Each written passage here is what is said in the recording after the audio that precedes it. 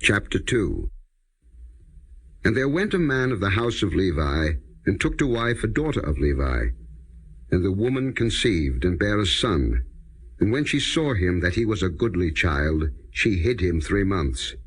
And when she could not longer hide him, she took for him an ark of bulrushes, and daubed it with slime and with pitch, and put the child therein, and she laid it in the flags by the river's brink. And his sister stood afar off, to wit what would be done to him. And the daughter of Pharaoh came down to wash herself at the river, and her maidens walked along by the river's side. And when she saw the ark among the flags, she sent her maid to fetch it. And when she had opened it, she saw the child, and behold, the babe wept. And she had compassion on him, and said, This is one of the Hebrews' children. Then said his sister to Pharaoh's daughter, Shall I go and call to thee a nurse of the Hebrew women, that she may nurse the child for thee? And Pharaoh's daughter said to her, Go. And the maid went and called the child's mother. And Pharaoh's daughter said unto her, Take this child away, and nurse it for me, and I will give thee thy wages. And the woman took the child, and nursed it. And the child grew, and she brought him unto Pharaoh's daughter, and he became her son. And she called his name Moses, and she said, Because I drew him out of the water. And it came to pass in those days, when Moses was grown, that he went out unto his brethren, and looked on their burdens.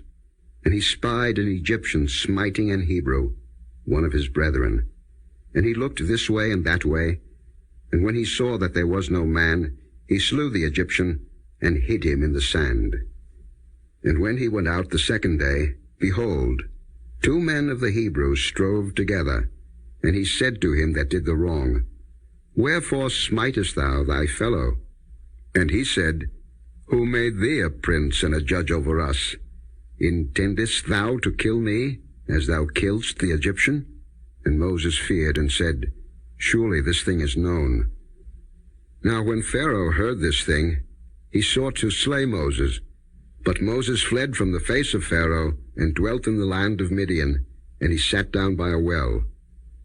Now the priest of Midian had 7 daughters, and they came and drew water, and filled the troughs to water their father's flock. And the shepherds came and drove them away.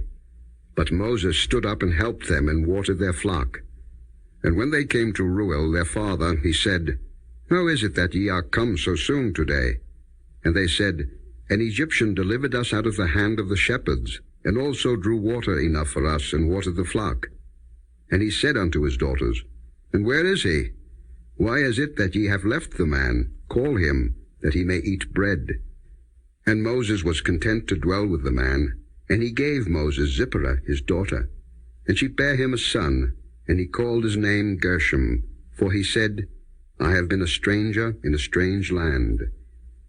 And it came to pass in process of time, that the king of Egypt died, and the children of Israel sighed by reason of the bondage, and they cried, and their cry came up unto God by reason of the bondage. And God heard their groaning, and God remembered his covenant with Abraham, with Isaac, and with Jacob. And God looked upon the children of Israel, and God had respect unto them.